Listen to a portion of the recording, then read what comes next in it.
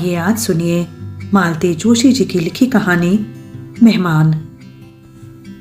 हेम की माँ बाहर से किसी ने आवाज दी तो गुझियों को गीले कपड़े से ढककर वे बाहर निकल आईं। सच ऐसा खराब मोहल्ला है, मजाल है जो वे कोई चीज छुपाकर बना लें, फौरन जैसे सुगंध पहुंच जाती है सबके यहाँ। बाहर आकर देखा बिल्लू की मम्मी थी। इधर से निकली थी तो सोचा हेम के हालचाल पूछती चलूं। उन्होंने क्षमा याचना के स्वर में कहा। मथुराइन बता रही थी कि हेम कल जा रही है। हाँ, कल ही का टिकट बना है। इतनी जल्दी भेज रही हैं? अरे जल्दी कहाँ, 3 तारीख को पूरा महीना हो जाएगा। तो क्या हुआ चाची, 2 साल बाद आई है, 2 महीने तो। अरे बहू, अब अपना कोई जोर है? अब तो वो पराई अमानत है, जितने दिन के लिए भेज दें बहुत है। हाँ सो तो है, पर देखिए ना, महीना बीत गया और पता ही नहीं चला। लगता है जैसे कल ही आई हो। सच तो है। बिल्लू की मम्मी को किसी तरह विदा करके मैं फिर से रसोई में आ गई। दोबारा कड़ाही चढ़ाते हुए उन्होंने सोचा, सच ही तो है, महीना बीत गया और पता ही नहीं चला। कल को वो फिर अपने घर चली जाएगी, पता नहीं फिर कब आना हो। जब आने को थी तब मन में कितना हुलास था। हेम आएगी तो ये बनाएंगे, वो खिलाएंगे, यहाँ ले जाएंगे, उनसे मिलवाएंगे, ये कहेंगी, वो सुनाएंगी। पर कहाँ, सोचा हुआ कुछ भी तो नहीं हुआ। हेम की सहेलियां और रिश्ते की भाभियां मिलकर सारा समय चट कर गईं। 1 मिनट को भी लड़की उनके हिस्से में नहीं आती। और सब तो ठीक है, पर काछी मोहल्ले वाले माईथान पर ले जाने की बड़ी साथ थी, वह भी पूरी नहीं हुई। वहां हर मंगलवार को एक के ऊपर माई आती है। जरा पूछ ही लेती कि हेम के बेटा कब होगा, पर आजकल की लड़कियों को इन बातों में विश्वास ही कहाँ रहा है।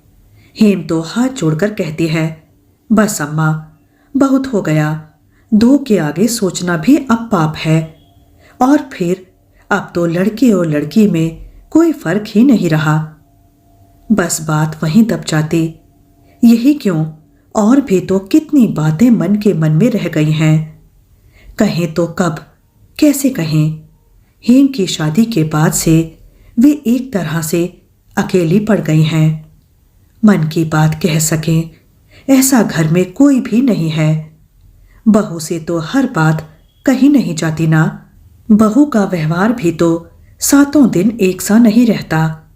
उस समय विजय भी कितना पराया लगने लगता है। इनसे कुछ कहने जाओ तो घुड़क देंगे। बस शुरू कर दिया ना सास बहू वाला रगड़ा। तुम लोगों को उसके बिना नींद नहीं आती। विनय तो बस खाने और सोने भर को घर में आता है। कहने को डॉक्टरी पढ़ रहा है, पर यह नहीं होता कि कभी अम्मा के पास बैठकर हाल चाल ही पूछ ले। कई बार कैसा कैसा दर्द उठा करता है, कभी सीने में, कभी पेट में, कभी जोड़ जम से जाते हैं, कभी सिर पर जैसे हथौड़े से पड़ने लगते हैं, कभी पांव मन मन भर के हो जाते हैं। तब चुपचाप पड़ी रहती हूं। क्या करूं, घड़ी भर पास बैठने की फुर्सत किसके पास है। बस भागम भाग मची रहती है। सबसे ज्यादा क्लेश किए हैं हेम के बाबूजी। पेंशन क्या हुई है, मुसीबत आ गई है। 24 घंटे घर में बैठे चिड़चिड़ाते रहते हैं। जिंदगी भर बेचारी बाबूजी के लिए खटती रही हैं, हाथ बांधे हाजिरी में खड़ी रही हैं। पर अब उनका भी तो बुढ़ापा है। पहले किसी दौड़ भाग अब होती है भला, पर बाबूजी को जैसे इसका ध्यान ही नहीं है। उन्हें समझाए भी तो कौन। लड़कों को तो जैसे खाने को दौड़ते हैं। हेम ही पास बैठकर शांति से जरा समझा देती तो ठीक था, पर लड़की तो जब से आई तब से चक्कर घिन्नी सी घूम रही है। अम्मा के लिए, बाबूजी के लिए उसके पास 1 मिनट का समय नहीं है। एक तो ढेर सारी सहेलियां, उनसे समय बचेगा तो ननद भौजाई कभी सिनेमा चली जाएंगी, कभी बाजार निकल जाएंगी। छुट्टी के दिन तो भाई भी शामिल हो जाते हैं। उस दिन फिर या तो लाल घाटी का प्रोग्राम बनता है या बिरला मंदिर का। उनसे कोई झूठ मूठ को भी नहीं पूछता। सब जैसे मानकर चलते हैं कि वे नहीं जाएंगी। बहू ने पूरे 15 दिन की छुट्टी ले ली है। कह रही थी, माँ जी, मैंने दीदी के लिए छुट्टियां बचाकर रखी थीं। बेचारी इतने दिनों के बाद तो आई हैं। यहाँ भी आकर रसोई में हलकान होती रहें, अच्छा नहीं लगता। ननद भौजाई का ऐसा प्यार देखकर पड़ोसिनें ईर्ष्या से जल मरती हैं। कल ही मथुराइन कह रही थी, हेम की माँ, बड़ी भागवान हो तुम। बहू तो सचमुच लक्ष्मी है तुम्हारी। हमारे यहाँ तो बिंदु का नाम सुनकर ही माथे पर बल पड़ जाते हैं। 3 कमाऊ वीर हैं, पर राखी भाई दूज पर 5 रुपल्ली का मनी ऑर्डर भी कोई नहीं करता। अम्मा कहाँ हो? हेम आंधी की तरह रसोई में घुस आई थी। चूल्हे की लकड़ी खींचकर वे वहीं बैठी रह गई थी। अम्मा, देखो हम क्या लाए हैं, हेम ने बच्चों की तरह किलकते हुए कहा।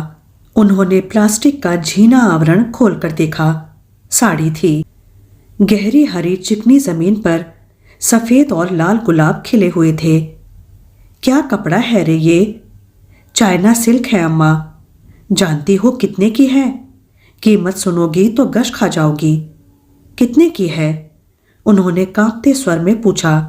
पूरे 200 की है। इतना मना करती रही पर भाभी माने ही नहीं। उनका चेहरा एकदम बुझ गया। उन्हें 50-50 के वे 2 नोट याद आए जो सुबह बाबूजी ने विजय को दिए थे। यहाँ तो अकेली साड़ी ही 200 की है। उनके दिल पर ऐसा हौल बैठ गया कि रिंकी मिंटी के कपड़ों की ओर देखा तक नहीं। बेचारी अपनी अपनी फ्रॉक का डिब्बा लिए नानी के सामने खड़ी रहीं। फिर निराश होकर बाहर निकल गईं। हेम जब कपड़े बदलने चली गई तो उनका उतरा हुआ चेहरा देखकर बहू ने पूछा, क्या हुआ माँ जी, साड़ी पसंद नहीं आई क्या? नहीं रे, साड़ी तो बहुत अच्छी है, पसंद क्यों नहीं आएगी भला?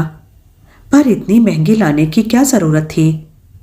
अब इतने दिनों बाद तो दीदी आती हैं, फिर हम कौन सी 10-5 साड़ियां दे रहे हैं?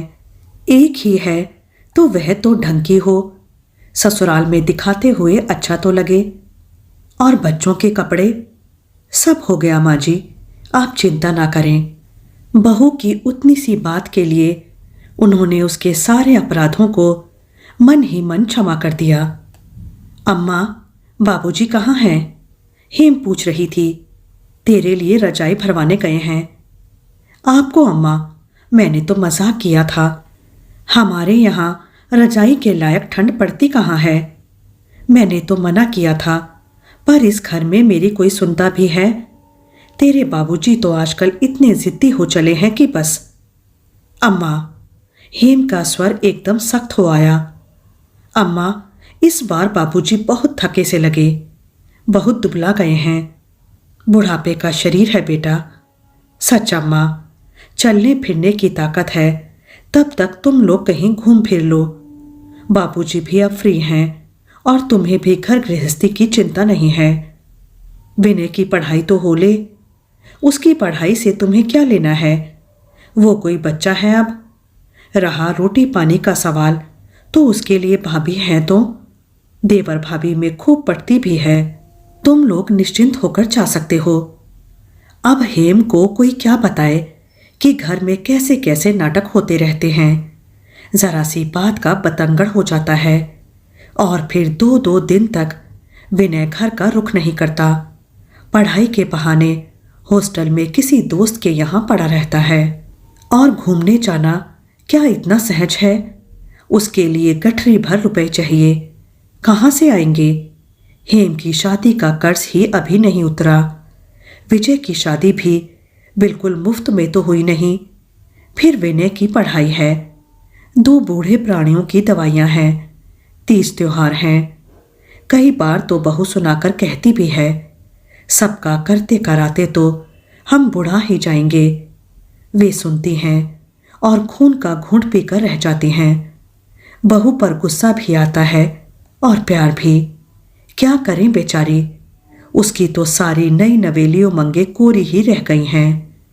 बुरा तो उन्हें भी लगता है, पर क्या करें, विनय की पढ़ाई पूरी होने तक किसी तरह सब्र करना ही है। फिर वे लोग विनय के पास रह जाएंगे, विजय को कुछ राहत मिलेगी। पर विनय की बहू कैसी होगी? हेम जाते हुए बार बार कह रही थी, अम्मा, तुम और बाबूजी सचमुच बहुत भाग्यवान हो। ऐसे आज्ञाकारी बेटे, ऐसी सुशील बहू भला आजकल कहीं ढूंढने से भी मिलते हैं। इससे ज्यादा और आदमी को चाहिए भी क्या? यह समझ लो कि सारे सुख तुम्हारी झोली में आ गए हैं। बस अब प्रेम से भजन पूजन करती रहो। उन्होंने कोई प्रतिवाद नहीं किया। व्यर्थ ही कुछ कहकर उसे दुखाने की इच्छा नहीं हुई। बेचारी खुशी खुशी जा रही थी, निश्चिंत भाव से विदा हो रही थी। उसका मन क्यों खराब करें? उसके अपने घर में क्या कम परेशानियां हैं? लकवे की मारी सास है, कर्कश जेठानी है, ब्याहने को बैठी 2 नंदे हैं। यहां बेचारी के 4 दिन हंसी खुशी से कट गए, बहुत हुआ। सुबह सुबह मकान मालकिन ने हेम को चाय पर बुलाया था। यह उनका हमेशा का दस्तूर था। चलते समय हेम को ब्लाउज पीस और बच्चों को रुपए भी दिए थे। हेम सदा की तरह उनका गुणगान करते हुए ही लौटी थी। उस समय यह बात उनके होंठों तक आते आते रह गई थी कि मालकिन की चिकनी चुपड़ी बातों में कोई दम नहीं है। उन्हें मकान खाली करने का नोटिस मिल चुका है। 2 महीने की मोहलत मिली है। सब जानते हैं कि 2 महीने में कोई चमत्कार नहीं हो जाएगा। यह भी मालूम है कि इतने कम किराए में अब इतना बड़ा मकान मिलने वाला नहीं है। 300 देने के बाद भी 3 कमरे ढंग के नहीं मिलते। और रेलगाड़ी के से उन डिब्बों में कहाँ तो बेटा बहू रहेंगे और कहाँ वे दोनों प्राणी, और कहाँ बैठकर विनय पढ़ाई करेगा। और 150 यहीं बढ़ा देते तो कोई बात नहीं थी, पर मालकिन को बेटे की शादी करनी है। उन्हें मकान चाहिए, रुपए नहीं। हेम से यह सारी गाथा कह भी देती तो क्या हो जाता, पर नहीं कहा गया। स्टेशन से लौटते उन लोगों को 9 बज गए थे। जगह तो अच्छी मिल गई थी ना? उन्होंने अधीर होकर पूछा।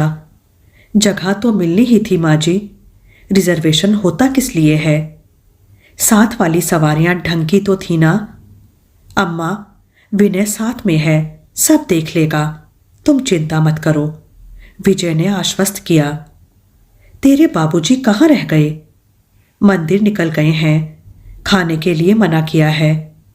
गाड़ी लेट थी क्या? हाँ, 2.5 घंटे। अब क्या पूछे, वे चुप होकर बैठ गईं, जैसे सारे प्रश्न चुक गए हों। रिंकी मिंकी के बारे में पूछना चाह रही थी कि नानी को याद तो नहीं किया, पर मजाक के डर से नहीं पूछा। बहू तब तक कपड़े बदल कर आ गई थी। माँ जी, आपके लिए कुछ गर्म बना दूं? तुम लोग क्या खाओगे? सुबह की थोड़ी सी पूड़ियां रखी हैं, साग भी है शायद।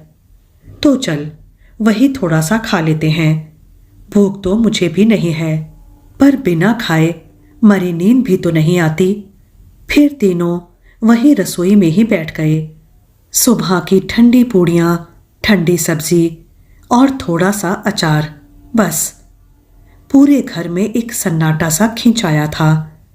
महीने भर जैसे एक उत्सव चल रहा था, जो अब समाप्त हो गया था।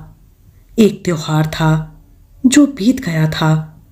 शांत क्लांत जीवन अपने पुराने ढर्रे पर लौट रहा था, धीरे धीरे। अभी आप मालती जोशी जी की लिखी कहानी मेहमान सुन रहे थे।